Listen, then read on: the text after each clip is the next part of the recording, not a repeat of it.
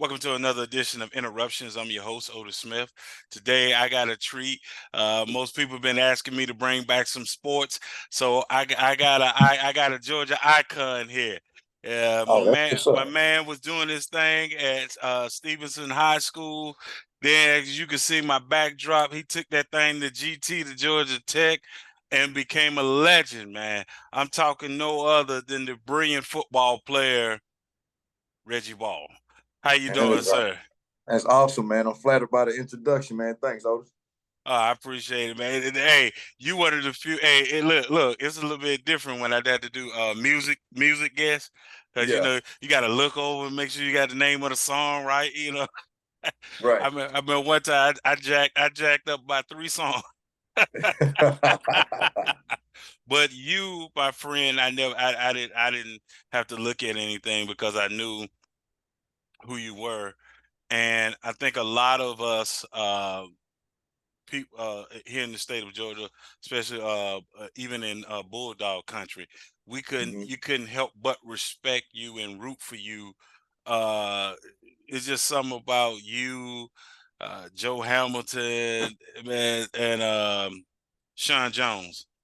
Right. Can't help because all y'all were black, but anyway, uh, something about you guys make people who may not be, tech fans root for you guys and then start rooting for Georgia Tech because Mhm.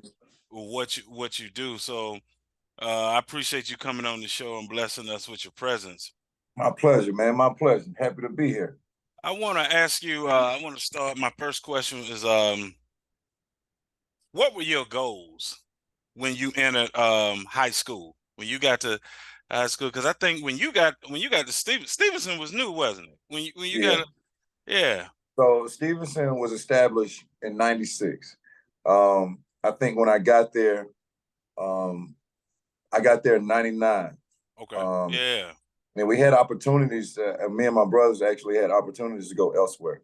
My dad was even back then well known around the state for a lot of what he did, his accomplishments back in high school with some local coaches, and everybody knew him just to being that big, strong guy, powerlifting guy, knowing how to get Right. in shape. And so I guess you could say people knew of the pedigree. So Okay. there were a couple of options for us coming out of recreational ball because we were standout. I was a standout during the rec league at Redan and CD. Um, but my goal, honestly, man, which is rare nowadays, Uh-huh. man, I wanted to grow up and have that varsity blues experience with my teammates and my friends. Okay. See, I was a part of that. I guess I would say the kind of the end of that era of where you came up with the guys and you played with the guys that you knew since 3, 4 years Yeah. old. Yeah. Since And rec league. yeah, so it was like even though Harrison was one of the schools that were at us. Harrison back then, that's where Paul Oliver went, Mickey McCoy, Hmm. um, my boy, the quarterback, Justin Fields. Just a Justin bit. Fields went to Harrison. Okay. Um, they wanted us back. We even visited the school, saw the Patterson twins who played baseball, saw where they played, looked up to them, when it came to baseball. So it was an eye opener just to see the other side of the tracks, if you will. But man, it was just a thought of leaving my partners that I came up with through Redan and CD, just a thought of leaving them and going over there and doing something special there, man. It broke my heart just to think about it. So I wanted to come up, have that program, Varsity Blues, Friday Night Lights type of experience with my homeboys, and try to bring we tried to bring that state title back to Stevenson, but it is what it is. You now I know you're not gonna sit here and tell me that Southwest DeKalb wasn't trying to get you. Not really. What? Actually, you know what? Nah, not really. Southwest, they weren't really at me. Redan was at me. Coach Pruitt was at me. Coach Pruitt nicknamed me franchise in the 8th grade. And Wow. Pruitt literally, he even did I'm not gonna say some bad things, but he tried his ass off to get me over to Redan. And you know, respectively, I stayed in Reden's district in Hidden Hills, so I was supposed to go to Reden, but I you know what you I know back in the day. I know. I went to Carver High in Atlanta, but see, I lived in the all right, cab. I lived in the okay, cab. cool. I used my aunt address. You know how it go. You know what I'm Yeah, saying? yeah, I know how it go. But we didn't know. I mean, Reden, even then, Reden was an established program, No, no. especially with baseball. Especially with baseball. They had Brandon Phillips, Chris Nelson, and some other guys that I actually played with be successful over there on the baseball diamond. But you know, man, Southwest didn't really pull at me. It was more so Reden was the other DeKalb school that was like, hey man, come over here, we need you over here. But you know, I went to where I wanted to go. What did you play? What did you play on baseball? What position? Center, pitcher, catcher. Of course, Wow. I played right field as well, but I ain't gonna lie, center field. Well, center. I guess you could. It will be catcher, pitcher, and center. That will be my favorites. You know what I mean? I didn't mind right field at all, but yeah, I love playing catcher, bro. I guess that was like that football mentality. That's the only position I couldn't play.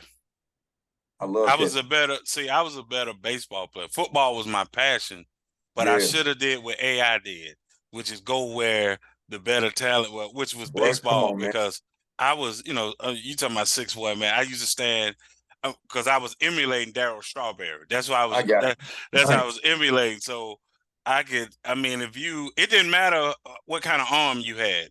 Mm-hmm. Only thing I couldn't hit was most people coming up that curve, but anything heat wise, oh, I'm gonna catch it. I'm gonna Good catch it. deal. You can forget it, but I can see you at shortstop. So I'm just talking about your arm, the whip that thing, catch something hot, and just getting it over to first base. That's why. You I didn't mind it, but I'm not gonna lie to you because I was doing so many things with football. I didn't have the time to put in the infield area. Don't get me wrong. Like coming up, starting out, third and shortstop was it. Third and shortstop, that was me. yeah. But you know, the older I got, I couldn't just put in the work that I needed to do with my hands and the hand-eye coordination, playing those balls off the bounce. Because you got to be smooth when you get to a certain level at that shortstop position. Well, And the good thing is pitching helps you with location at quarterback. So yes, so that placement that was so that I always tell guys I had a friend of the family Trey Rutland yeah, went to Tri City Southwest, yeah and so I because he went to play for Sylvester Croom yeah, down yeah. and I say hey man you need to play baseball, you need pitch, you need location, because it's not just throwing a quarterback throwing the ball. Mm-hmm. You got to put the ball I say your receiver's gonna love it if you put it in the right place to keep them from getting their head knocked off. Well, that But not only that, it teaches you that arm rotation, the arm motion. It teaches you a lot of things, and it makes you a little more versatile when it comes to playing the football. You know what I'm saying? So you see the Mahomes and the Lamar Jacksons, they dropping down and throwing it from a different quarter. angles, yeah. You know what I'm saying? That's from baseball. You know what I mean? I don't know how long they played, but they played baseball, and I guarantee there's some baseball in their background Well, for sure. Mahomes' dad was a major league baseball player, Yeah. See, there you so go. yeah, so yeah, it's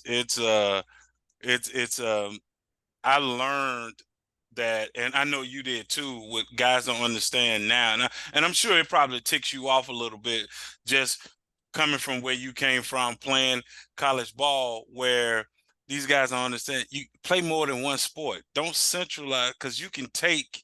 I used to tell you remember back in the day, we would leave football, go to basketball. From basketball, my cousin and they went track. I didn't go to track. I Yeah, would track wait. or baseball. Yeah, because Mm-hmm. the basketball is going to give you that know how to move east and west. It's There you going to go. help you in football. If you play football and go to basketball, you learn how to play through contact. These Absolutely. guys don't understand you using different muscles to strengthen whatever sport you're going into. So, Yeah, it just makes you an overall better athlete. It gives you different perspectives, like you say. So yeah, you hit it the nail on the head for sure. what kind of when you got your senior year at Stevenson, your Mm-hmm. senior year, what kind of pressure were you under? And where I'm coming from with that question is, you're being recruited, and everybody wants to see you to go to whatever school they like. Not necessarily the school you like, but the school they like, and then you still trying to play, right? You still gotta perform because you don't want to, it's not like it is now because Right, you didn't have Instagram, you didn't have Twitter, you didn't have all that either, and so you're trying to make sure that as a player, that you don't cool off. You're hmm trying to keep from being from taking any major injury. What kind of right. pressure were you under to try to home all that in? Man, I ain't gonna lie to you. The only pressure that we felt was falling short of that state title. Okay. Because if you're familiar with, you're familiar with Stevenson, our program, especially back then, man, we had heavy hitters Oh yeah. year in and year out. We had a starting running back who committed to Georgia, Yep. starting receiver that went to Georgia as well, had a receiver go to Tulane, had a couple guys on the O line go D1, not to mention You had a a few linebacker to go guys. to Tulane. You had a linebacker went to Had a Tulane. linebacker go to Tulane, linebacker go to Florida State, a DN go to Florida, safety go to Arkansas, safety go to Wisconsin. So it's all over the field. You know what I'm saying?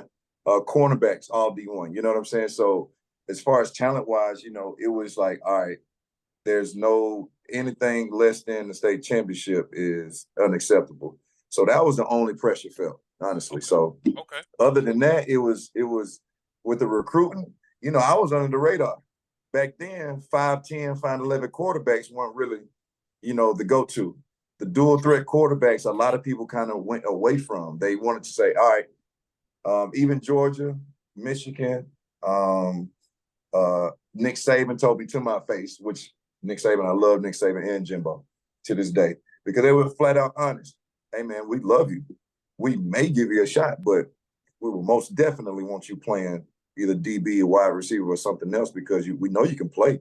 It's just a matter about putting you in the right position. So I was under the radar for the most part. So I was lucky not to have all the social media outlets and everything like that. So I could just lock in and hone Oh, in on lock in. football. Okay. So that actually worked to your benefit, where you could just lock in, and I'm sure your dad was just telling you the same thing. Stay focused. Keep the main thing the main thing. You Oh, know. that's major. Major Yeah. to have him right there. That was major. See, my Yeah. dad was a strength and conditioning coach, and he still is over at Stevenson. So to have my dad right there, my mom at one point was over the booster club, or at least high up on the booster club. So my parents being right there was key. But then again, like when you back to what we talked about as far as like Hmm. my goals in high school, I had all my friends and family around me. Everybody who started out playing with me, they were either um, close by or they were on the team. You know what I'm saying? So it was really like that family affair type of I was deal that about I to got. say. So you had fun then. Yeah. You. No, no, Yeah. seriously, yeah. Yeah. It You was it had was it was fun. it was again. Of course, we fell short, but what I set out to have that experience as far as that varsity blues type You of had deal it. that You had I it. did, I did. This is a side question for you because I'm just curious since you said that you was able to continue to play ball with every friends that you grew up with and stuff like that. Mm-hmm. How was the last month of high school for you? Did you kind of start feeling that like, man, everything's about to change? Shit, I felt that when we lost that last playoff game in Cameron County. Nah, I don't think I left. I don't think I left the school till like 1, 2 in the morning, and crying like my eyes out. Right. Uh, it was a couple guys that I wanted to, we wanted to go to school together, but at that point, you're not sure. You know what Hmm. I'm saying? But the shit for us, I'm not gonna lie to you. When football season over with, it's pretty much like, all right, let's get this shit over with until the next football season. That's So, true. Yeah, it's true. uh, Well, I was just wondering because of like you said, the good friends you meet, the just you and your teammates, you become big men on campus. yeah. You're just having fun being young, right? Mhm. And then like it's almost over as far as like just graduating from the high school, because you know how it is when you get used to a school, you know where everything is, the audit, everybody know you, and now you about to hit a chapter in your life like, dang. Nah, it And was we tried, we held on, and we did a really good job of living in that moment. Okay. Like no bullshit. Of course, I'm just in Midtown right now, so a lot of Mm-hmm. the people that I grew up with, Mm-hmm. and of course with social media, we're within arm's reach. My 20-year class reunion was not too long ago. I think it was over the summer. Uh, shit, I stumbled on it. I didn't have no plans to go to it, but when I went, it was a huge turnout for my class. And at the same time, it's like, oh, what's up? I just saw you the other day. Oh, what's up? I just talked to you on Instagram the other day. You know what I'm saying? So um, I know I have a very rare experience when it comes to that close knit upbringing with the people I came up with and people I still keep in contact with. I still got friends from third grade. You know what I'm saying? So Yeah. it is what it is, man. But we did a really good job of living that thing up for real. That's good, man. I'm glad to hear you say that, man. I went through that in my life. I've got, because I don't have any biological brothers, so Okay. I have friends and brothers. I call my brothers from the church choir I grew up in, from guys I went to elementary school with, man, from guys I went to high school with. Like it's amazing how God has allowed me to still stay connected to certain people for all these years that we've been Damn knowing each right. other. Yeah, that because as you know, everybody don't get that. Man, that's a Every, blessing, man. yeah. And I don't. It takes for you to talk to somebody else that doesn't have it for you to realize it. That is not And normal. I'm at a gym now. I got a gym, Effect Fitness. Me and my partners run this gym, and Effect Fitness is pretty popular. So I get a lot of people that pop in and pop out, and some of the people that a lot of my I guess you could call employees or co-workers they're not Mhm. familiar with. They're like, "Who is that?" And I'm like, "Yeah." Oh shit, I'm sorry. I'm Ain't like, nothing. So I'm like, yeah, this is my guy from way back when. This is a guy I went to elementary school with. This is a guy I went to middle school with, high school with. And they're like, damn, Reggie, I don't know nobody from my high school. I don't talk to nobody from my high school. I'm Wow. like, shit, well, it ain't like that with me. I'm pretty Okay. cool with my people. Okay. I don't know what to tell you. Right. So how did you land at Georgia Tech? I know you said you were under the radar. How did the a fit you fitting at Georgia Tech and them giving you the opportunity to play quarterback? How did that come about? Well, they did a really good job of recruiting. I've heard a couple stories of off of Memorial Drive, there was a barbershop playing my highlight tape, and a coach was there at the right time, right place, and it caught his eye. I heard a story that somebody just stumbled across us playing on GPTV or something Yeah, like yeah, that yeah, yeah, yeah. back in the day, and I caught an eye or something like that. But yeah, they really did a good job of recruiting. Um, but I was one phone call away from going to Auburn, and I'll never get tired of telling the story. Uh, Shout out to Cam, much love to Cam. Uh-huh. Uh, but I was one phone call away, and they Wow. did not call. I told my mom, I said, when Auburn calls back, I'm going to Auburn. But they never called. And so after that game, that final high school game, I'm like, all right. As soon as I walked off the field, excuse me, as soon as I got myself together that next morning, Uh-huh. I called Tech and I was like, all right, let's do it. And that was a wrap. Wow. Mm-hmm. Wow. That the reason I say wow, that put me when I ended up talking to what's my man at Florida State. He gonna kill me. I'm forgetting his name. Ben one that Charlie Ward. Yes. Man, when I found out Charlie was from Georgia, I was like, what Yes. what Yes. how you get to Florida State? What hold on, wait. Look, Mm-hmm. made me want to drive up to Athens, not call. Want me Right. drive up there. Like and he said that he was told that he could play both. He could play basketball and he could play football at Georgia. Mm-hmm. But the difference was he saw someone do it at Florida State, which Ah, was Brad Johnson playing baseball and being able to play football. So I never knew that. that's what made him go. So for you, like they didn't make that call, and it's like, and I'm not even an Auburn fan, Yeah. but in my head when you said it, I could picture you at Auburn, like, I oh was, man, man, Terry Price was the recruiter. And I don't remember. I don't forget. I'm not necessarily good with names, right, but I remember Mr. Price's name. But I don't mean to rub it in his face or nothing like that. But shit, I'm just telling you the truth and how it happened. Hey man, so it is funny you say it because you know my cousins they're big Georgia Tech fan, and Mm-hmm. I used to watch you play at Tech, and I was like, man, why is he not at Georgia, man? What is going, man? What is going on, man? Man, Because Rob Gardner told me to my face, man, we want you as an athlete. And I respected it. And I I mean, it was a respectfully different said, time. It's like you say, yeah, it was a different. That's what people don't understand. It was a different yeah, time where just certain things. I mean, you were Kyler Murray before Kyler Murray. pretty much, yeah. You know, Yep. um, but more physical. I just saw. I did not know that was Bruce Thornton you ran over. I just saw Uh, that. I went I in that went to Georgia holler. game. You did not. Yeah, man. I don't know. I guess you didn't get the memo. You a quarterback. You supposed to go out of bounds or slide or something. And you was like, "Nah, you finna get this work. You finna get Come this on, work." man. You know, out there young and dumb trying to do something, man. Well, hey, well, I told you, man, with the first time I saw you, like you said, a testament, like you said, to your father, uh, the strength and conditioning. You know, Yeah. I'm looking at you as a quarterback. I'm like, he the quarterback because, like you said, the height. Yeah, okay. We You could talk about the height all day, but one of the Mm-hmm. things you can't knock you on is like, man, this dude is rocked up. Man, this dude rocked up from head to toe. Like, man, Nah, you. And it's we like, we didn't play when it came to that weight room, bro. We you had to get it in. You had to get ready. Yeah, shit. You see the guys I was lining up against, man. We know what it was, and I couldn't go out there like lighting the ass, man. I had to get some muscle.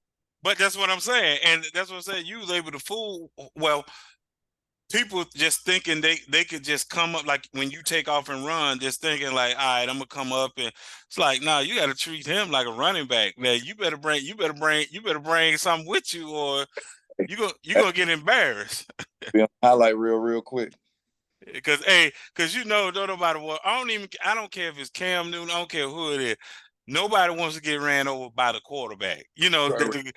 you get ran like, did the quarterback just run you off? You are now. What now? The players now, like Cam, people are understandably, a little bit more considerate when you talk about a Cam Newton or anybody else or Josh Allen.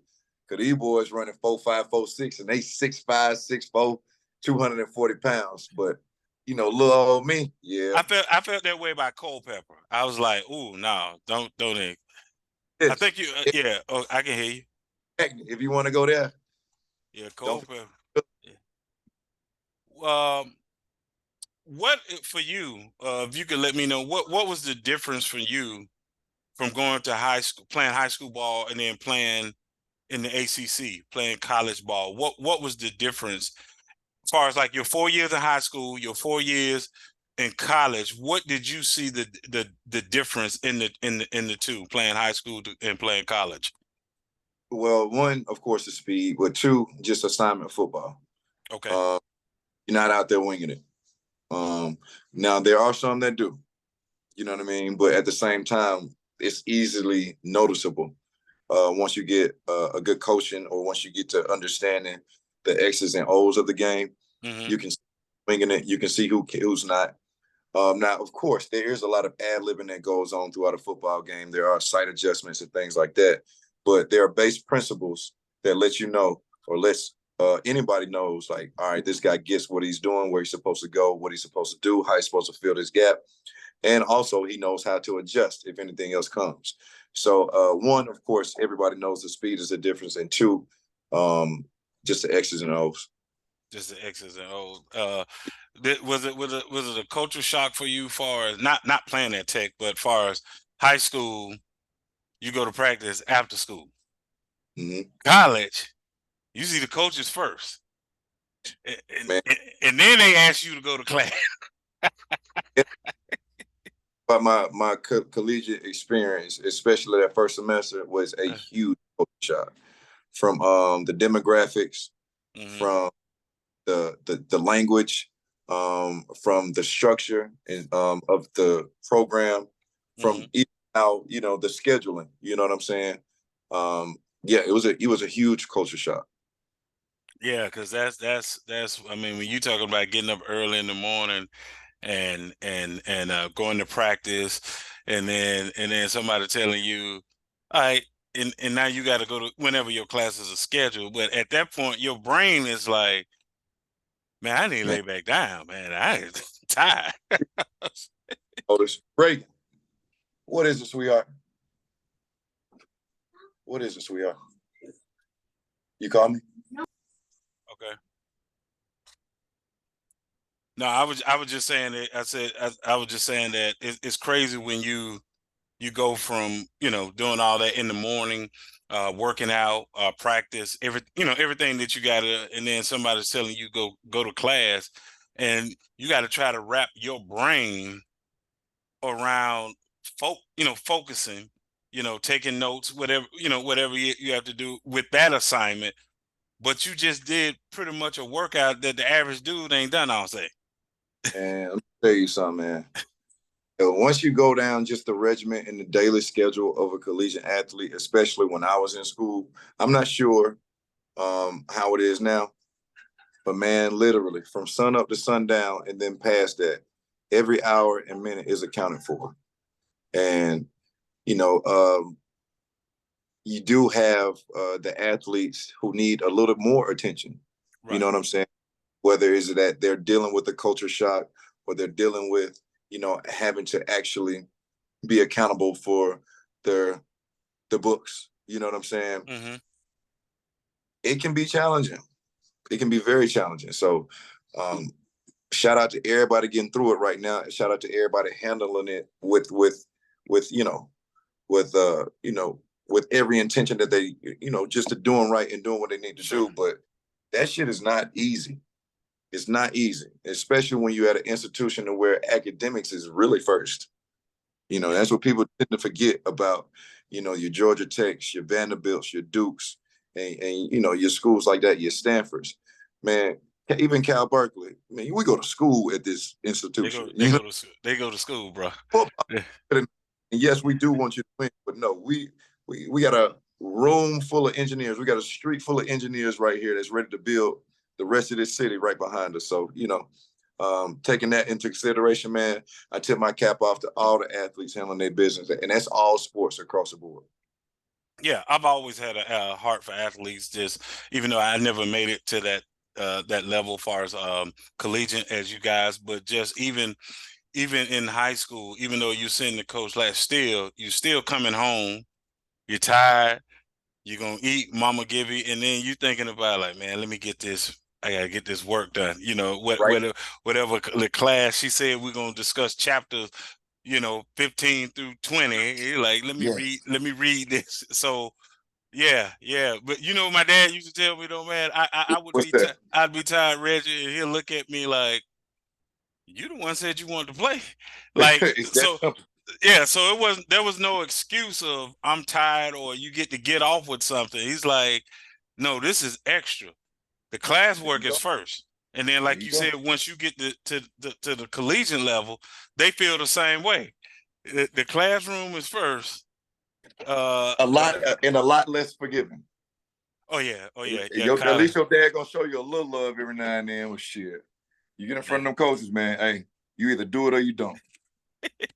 For you, let me ask you this, because I know I mean, you've done many of interviews since your playing days, Yeah. but I try to do things a little different. I don't like to try to pick out each game or try to, but for you, how did you view your college career for you? Like, what are, Um. go ahead. Honestly, man, Uh-huh. I don't think I get enough credit. Okay. Um. Realistically, man. Realistically, I know I'm a polarizing figure when it comes to Georgia Tech football because of those four Georgia games that I did not win, and maybe two or three of them we actually could had a fighting chance of actually pulling it off. Um, and again, I was unapologetically confident in myself. I was unapologetically confident in my team. I was unapologetically just a confident guy when I walked in it anywhere. Mm-hmm. You know what I mean? When you do that, oftentimes and you don't win, shit, you're a big ass target for any type of criticism out there.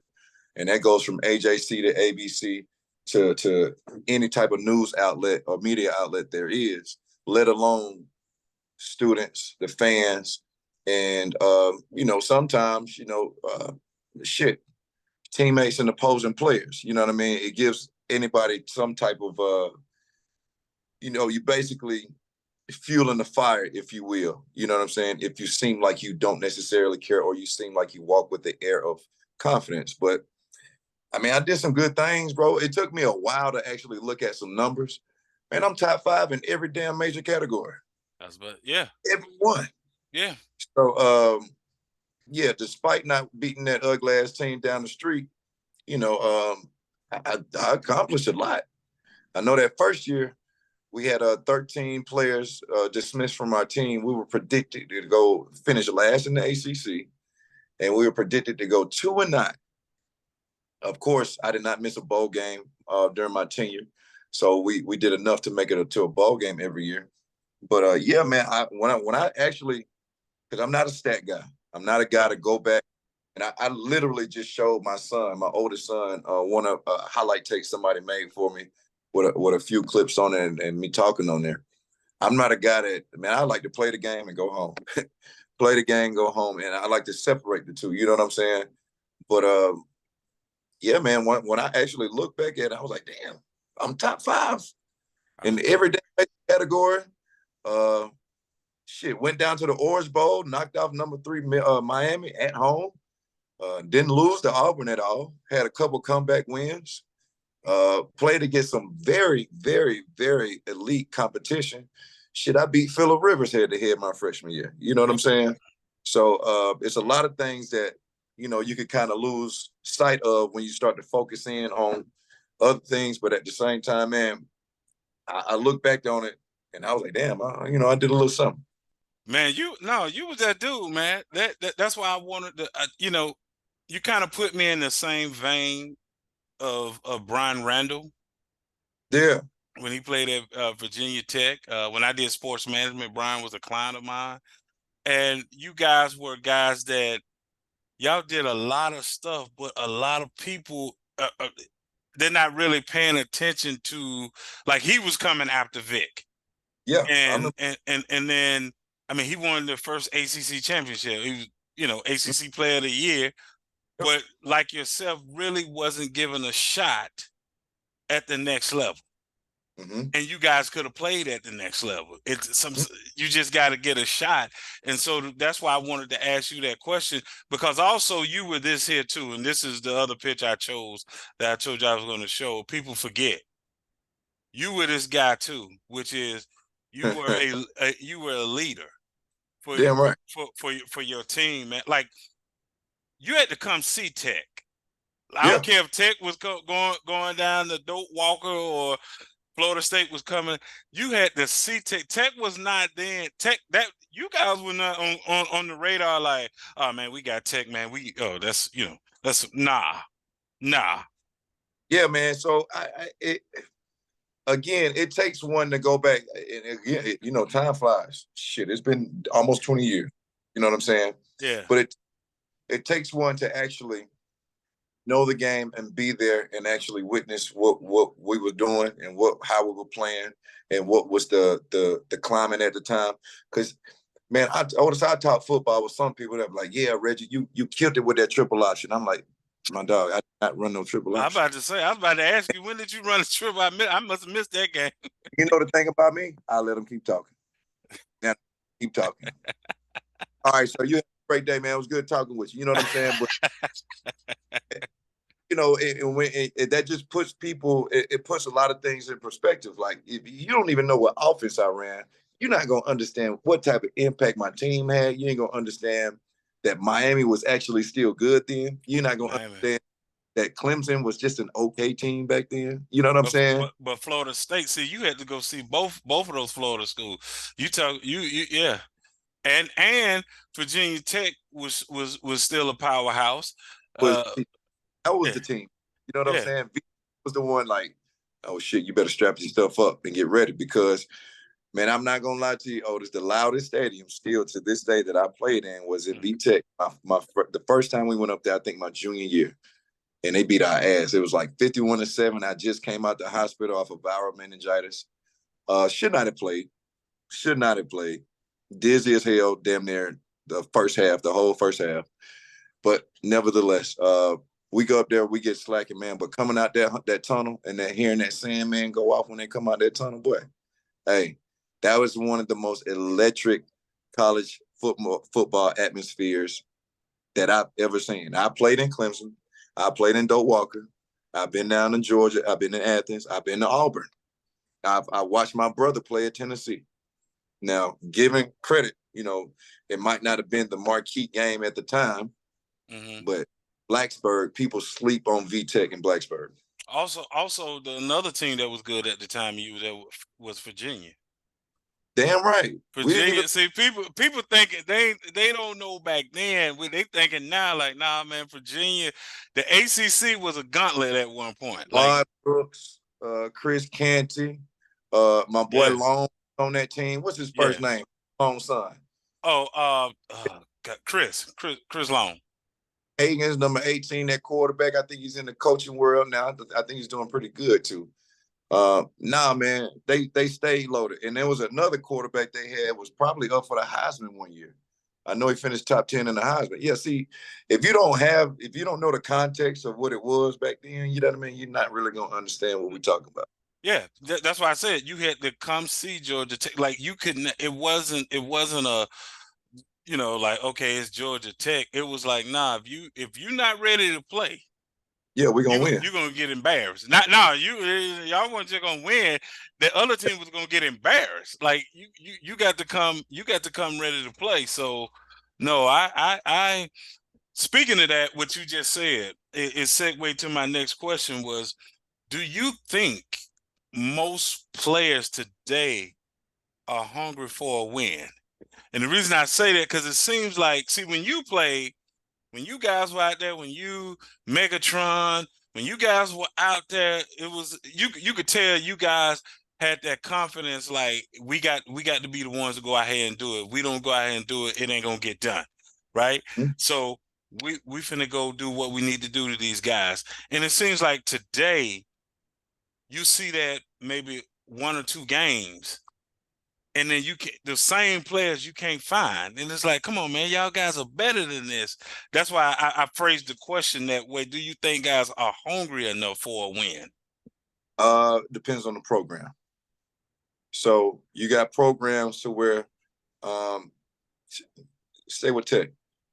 Brent Key instills that in his player. You could tell it's a system to where he motivates guys to focus in and hone in on the win. Don't get me wrong. I'm pretty sure they got NIL deals and everything else going outside the realm of game. But the structure of your system, what you preaching day in, day out, what you showing these kids day in, day out, that's what helps motivate and breeds kids to want to play the game to win. You know what I'm saying? Because Okay. we don't make it to a ball game if we don't have that fire. Right now, Tech is better, but we don't have the overall talent to really be up here. Not quite yet. You know I'm what I'm gonna saying? say they coming. They Hey, coming. but again, if we don't have that motivational factor, we got 2 wins. We're not gonna make. We're not gonna pull out.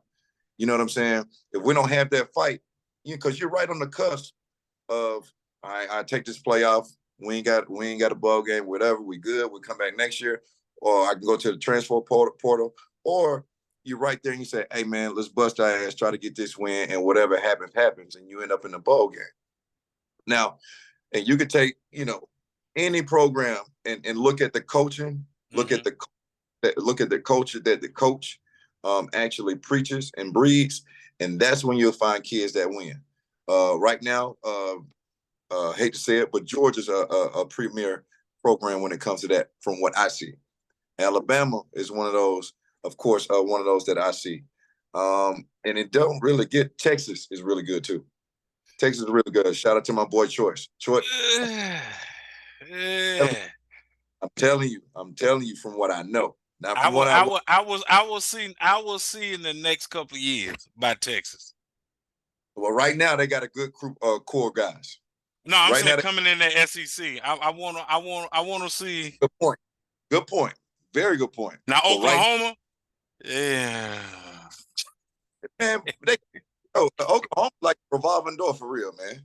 They got free agency. I don't know. They might have picked somebody up this week and let somebody go at the same time. It's Them almost like them coming into the SEC, man. It might work out for them in basketball. I don't and the girls softball team because I hey, love their softball team. I love their yeah, softball. Well, yeah, other than that, man, this is they yeah, don't. You and I know because we live in Georgia. We live in the South. They don't yeah. understand when you get in the South, football different. It's different. It's the best. It's a dirty South, and It is that, yeah, man. they, You spoke on something I wanted to ask you about the transfer portal, and I wanted to get your thoughts on this. okay. Is like so when you mentioned the Alabamas, not this year, but I'm just talking about yesteryear, your Florida States, your Miami, the Miami that you knew. Mm-hmm. One of the things I saw was those teams were deep. They were deep, right? Now the public might not have known who this player is because he's playing behind somebody else. But the Mm-hmm. NFL scouts knew who they Better. were because you know this for a fact that the public don't know. When they come to scout, when they come to practice, they see everybody. And they may be like, hey man, who is that right there? I mean, I know we coming to see Reggie, but who? Oh man, when Reggie leave, oh that boy, that's gonna be, he gonna be the truth. So he's already on the radar. Do you Yep. think with the transfer portal, in certain instances, I understand why guys transfer. Like the position you play quarterback, I get it. If you're not gonna get no time to play, you got to go. But do you Okay. think in certain positions where do you think that transfer portal is kind of hurting guys a little bit because they're still not developing because you're leaving one system, going to another system. You got to learn that system, learn those players, build a bond with those players, and sometimes in most cases you only got 1 or 2 years left and you out. Man, I don't think it's beneficial to anybody. There are rare cases, and Right. I got to disagree with you respectfully disagree with you on that. I think Okay. quarterbacks more so take a chance. It's either a big hit or a big miss. It's nothing in between with quarterbacks. So Yeah. you're either gonna go to this school, Mm-hmm. light it up, light up the scoreboard and everything like that, light up the stat sheet and all that type of stuff, get you a couple wins under your belt, get some shine, some camera time. But at the same time, it's still on your record. Hey, why did you leave to this school? Why'd you leave that school? So you weren't good enough to beat this guy out, but you're good enough to go over here 9 times out of 10 to a weaker conference, 9 times out of 10 to a weaker schedule, 9 times out of 10, just everything kind of lines up for you. So that's already a strike against you when it comes to facing adversity. In my book, in my No, opinion, no, no, no. What in you're my opinion, saying, Reggie, what you're saying, guys don't understand that that's going to follow you when you're trying to go to the NFL. Don't tell me. think they're not going to call the school you just left. Do not think that. And so now that that you leave, like that.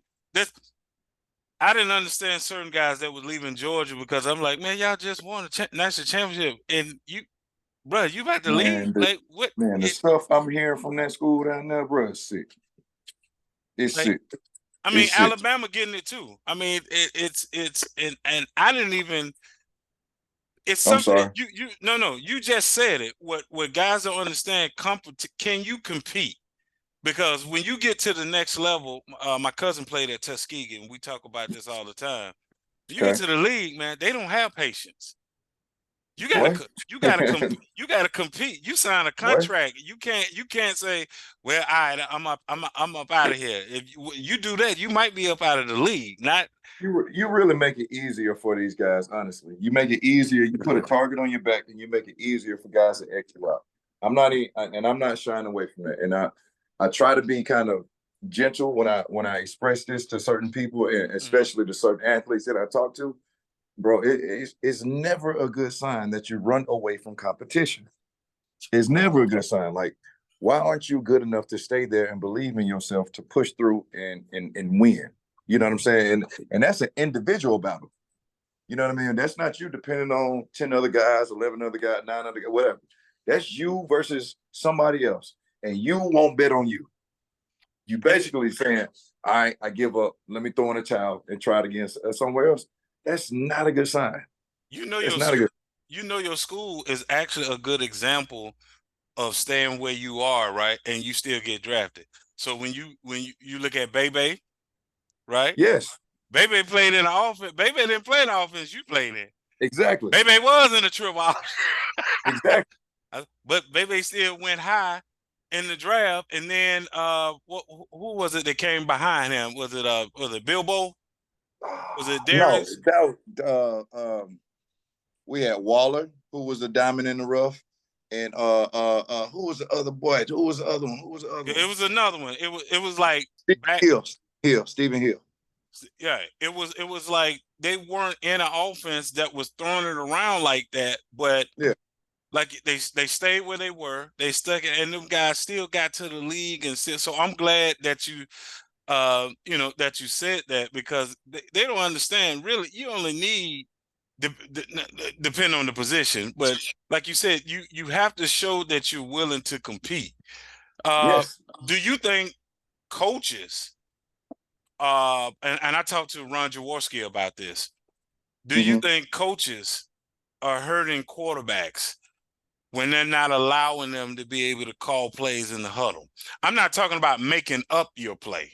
I'm talking No. about I'm talking about you know what I'm saying, regurgitating because it seems like when they get to the league before they can know what the play is supposed to do, they're having a Mm-hmm. hard time calling the play in the huddle.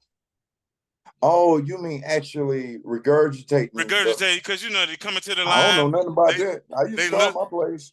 No, I know you did, but you see today sometimes the guys are at the hut. I mean, at the line of scrimmage. We look over, we see what the coach is at, and then he's making the adjustment. But then when you get to the league, they give you this big playbook and they asking you to call the play, regurgitate it, and you can't even say the play. You know what's crazy? But that shit comes out and it's too late. So that's one of the things. That's one of the intangibles that people don't even talking about. And thank you for pointing that out because I never thought of that. Yeah. Because there was a clip on Instagram that I saw not too long ago. It was John Gruden talking to Sims. Okay. Was it Chris Sims? Okay. And Chris Sims was backing up Brad Johnson at the time. Okay. And Gruden called the same play 4 times in a row, and Chris Sims could not repeat it. And he's literally standing right there. I He's remember that. They was in training camp. They was in training Yeah, camp. and Yeah. and and you could hear the timidation. You could hear the timidness in his voice. And I'm like, who the fuck gonna follow you and you can't call a play? You So cannot that's even say the you can't you even say the you can't call a coach, man. Give me somebody else, man. you That's and exactly what everybody else. And you're talking about on a professional level, man. If you can't confidently call a play, again, those are the intangibles that separate the guys who don't play and the guys who may be lucky enough to hold a clipboard on Sunday. And see, that's what I think one of the problem was from the kid that came out of North Dakota, Lance. That was the fourth pick over by the 49ers a couple Man, years don't get ago. me on him. Don't get me Because started on him. because he went from you're looking to the sideline, and now you're going to a Shanahan offense, right? Uh, uh, a particular version of the West Coast, which is one of the difficult offenses to learn, right? Mm-hmm. So before you can understand the play, before you know where everybody's supposed to be, you can't even say the play. So if you Man, look, can't say it, you don't know it. man, look. I ain't trying to be funny, and I ain't trying Sure. to knock nobody. Yeah, I know. But we talking about we expecting a quarterback who didn't play his senior year, right? Right. Then to be drafted in the first round from North Dakota State, and he was that. I don't know what people saw. I want to know what the scouts saw. They I saw the want to year. know. They I saw the want to know. year Besides, before. They saw the year before. what did you see in that? Because every quarterback at North Dakota State has those stats. I know. So that's what I want. Like, what was the difference between him and the guy that just lost the game to Montana the other night? Or why are we not looking at the quarterback at Montana right now if we're going off those stats? Right. Like I want to know what was him with Lance. And I ain't gonna lie to you, Otis. I don't know. I didn't know anything about him other than he was 6'4" and he was this big ass kid. And I would tell my friends, are y'all really banking on a quarterback that didn't play his senior year at North Dakota State? All these coaches in the country missed on this kid and didn't give him a scholarship. So we can talk. That's why I say don't get me started on him. Hey, I tell you, what I was mad at actually was the team the hat you got on that draft because my cousin he's a 49er fan. I mean a Falcon fan. I said Justin Fields is sitting right there. I said he's sitting there, and listen, I have nothing against the tight end because I like him. I like the tight end from Florida. Here's the problem, and back me up. Let me know if I'm wrong. But the offense Arthur Smith wants to run, he does not fit that, and because he's a flex tight end. He's not a tight end with his hand in the dirt. And you want to run a power running game. Well, you need a blocking tight end that can then leak out and catch. We can go on and on about these guys, but in regards to that pick, why not pick the most dynamic or one of the most dynamic players in the draft and have his hands on the ball every single play? It makes me sick how some of these quarterbacks are getting passed up, especially I don't understand. Lamar Jackson, we got to remember he went number 29 or 30. Was it 30? 30 or 29? One of them. He went late, but what's called went after him. Like, you know Patrick what I'm saying? Mahomes went after him because Kansas City had to come back in the first round. People forget Andy had to come back in the first round to snatch him.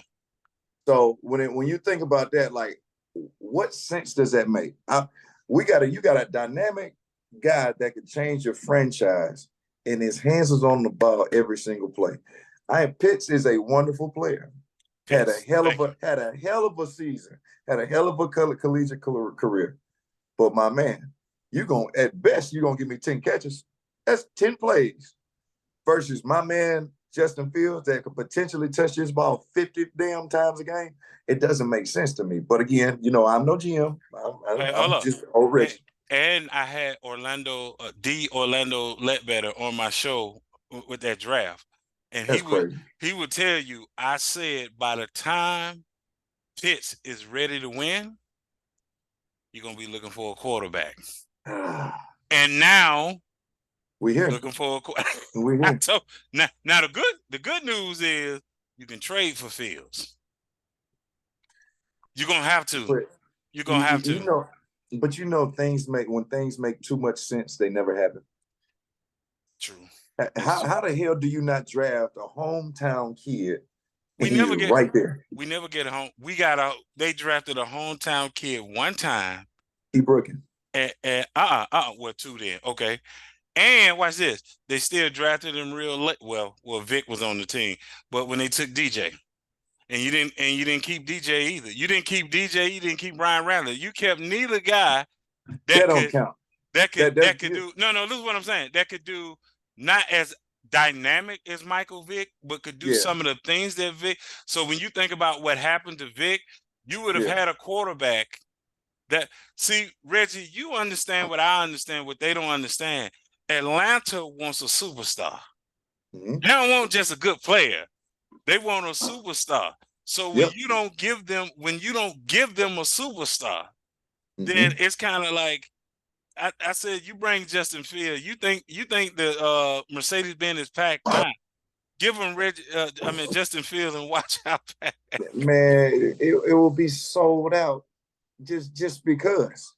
But again, when things make too much sense, they typically don't happen. Because I saw Tech before you, and I saw Tech with you.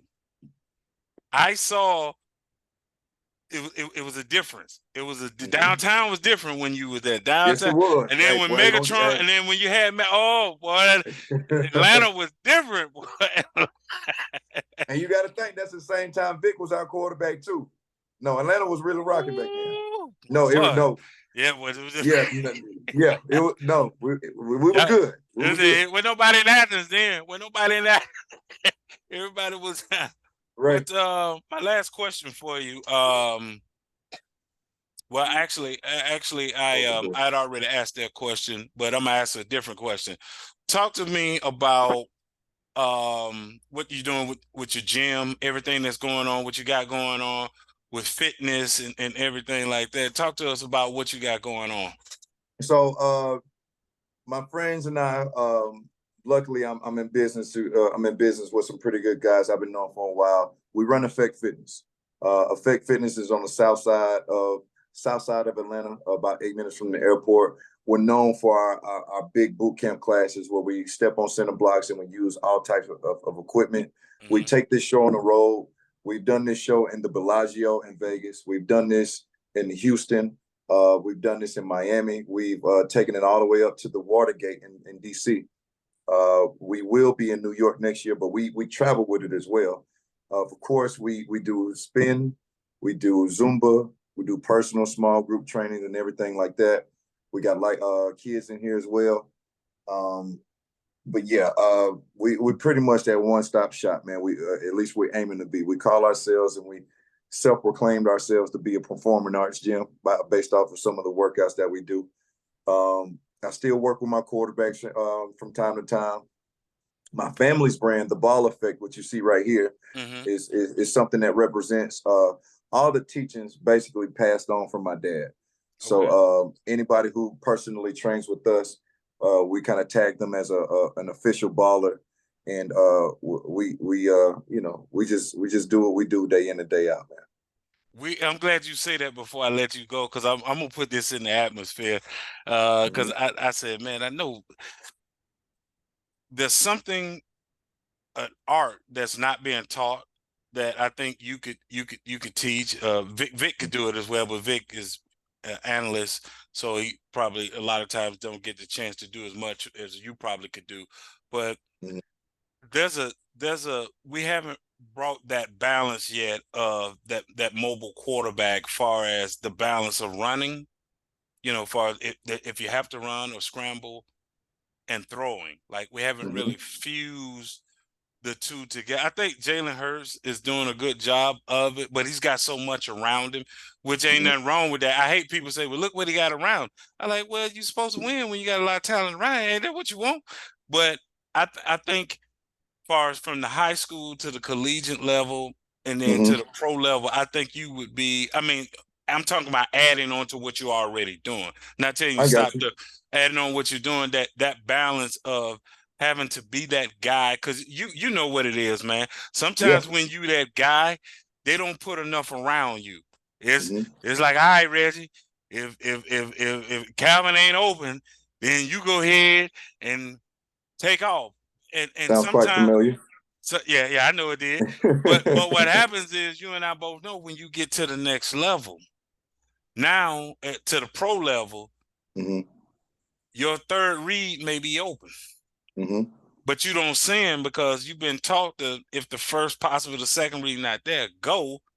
You haven't learned the pocket awareness. It's so much that go in, but I think you could, because it's going to take somebody who had that athleticism, who knew the Mm-hmm. the instinct to take off and run when he had to, but yet also use your mobility to stress the defense out and still throw, deliver accurate. Man, I think you'd be great at most definitely doing that.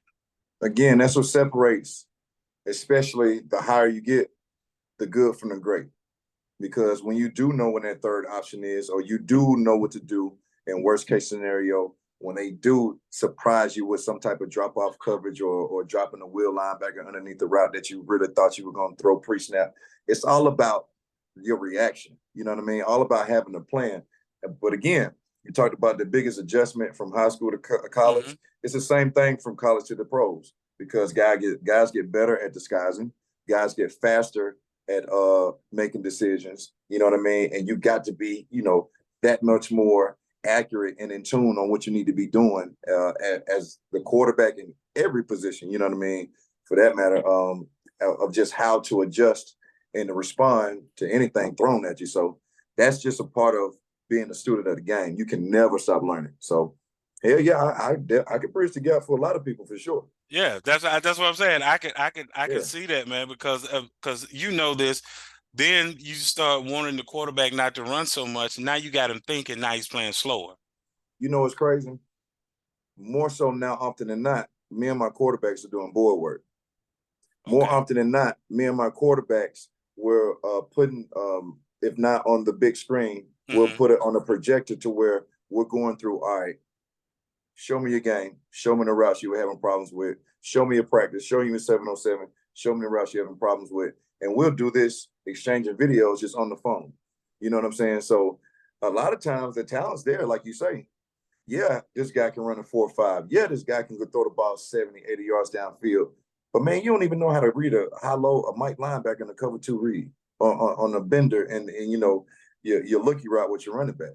So until you know how to do that, son, all your talent is just unfortunately it'll go to waste real fast if you don't know what to do and when to do it. I said I did the same thing before I let you go. I did the same conversation with a receiver, former NFL receiver, and I said, "Hey man, y'all need to teach guys how to run routes based on the coverage that they play. You know, running a dig, a square in, or a skinny post on man coverage is different than when they're in a zone. You know, whether it's Hey, cover three, cover four, cover two, or five zone. Like if hey you man, can't, now you if you ain't talking reading." football. Oh man, Doc Walker, man, from watching the team, man, he'll tell me all the time. He say, "Hey, man, the people don't know what you're talking about." I say, "Man, the problem is we Yeah, got too many debate shows. The fans don't know what they're looking at. They just going off people talking heads just saying this, that, and the other, and you don't know the game. That's what I hey, missed about John Madden.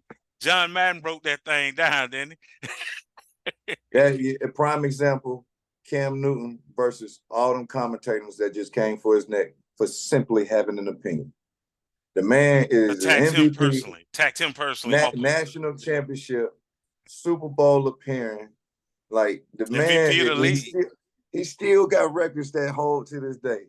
And my man can't say nothing. Like, come on, man. Again, the Joes versus the pros. It's right now the Joes are outnumbered in the sense of the media outlets. But right now, man, when we get to talking and stuff like this, you know, the real separation from the fake. Well, I tell you what, I most definitely want to do this year, man. I do it every year, before the Super Bowl. I have a Mhm. Super Bowl preview. The first year, man, I had Doc Walker, I had Terrence Mathis, I had Merle Okay. Hodge from former the Steelers, and then last year I had Big OJ Anderson, I had Oh, Alonzo Highsmith, I that's had what's up. yeah. So I bring everybody together and I'll just ask the question and let you guys break down, what each team needs to do to win that Super Bowl. To try to give people real insight, man, because Man, all this talking head stuff, man, just going off of what you feel, and I like to do it with people that played it. I feel it. See what Yes. I'm saying? Because see, when you Yes. played it, like we covered last year, like when we talked about Cincinnati, right? When they Mm-hmm. played Kansas City. I said, Mm-hmm. hold on. You telling me this dude didn't hurt his ankle, Patrick Mahomes. Mm-hmm. He can't run to his left Mm-hmm. because he's got to plant that ankle foot, and nobody is gonna blitz from that side to make him have to run. No, I say, man, that's defense 101. That's not even being exact. That's just saying, okay, it's like basketball. Oh, he can't go to his left. You play him to his left to force. Hey, what I say before, sometimes the most common sense things never happen. Never happened. And then the Eagles did the same thing. He hurt his ankle in that Super Bowl, and you Right, still did not blitz to right, force him. Like, see, right. when you played, if you came up limping, oh, they coming. They gonna Shit. see. Okay, let me see. Can Reggie still play with that? Oh, Hey, I got some now, film to prove it too. hey, now it's like, well, he hurt. We Right, don't want to attack him. right. It's much different for sure, especially when it comes to that in protecting the quarterback, well, players in general. The intensity has died down tremendously, for sure. So I want to make sure, I'm gonna bring you back. We usually do it the week of the Super Bowl. We just pick a day that everybody's available that Bet. week, and so I most definitely want to have you on, man, and get your thoughts of whoever will be playing, in the Super Bowl, man. Man, So keep me in the loop for sure, I man. got you. I got you. So thank you for coming on the show, man. Blessing us with your presence, man. Keep doing what you're doing. Keep being who you are. Stay safe out there, man, and stay blessed. And hey, I just want to let you know from one Georgia boy to another Georgia boy.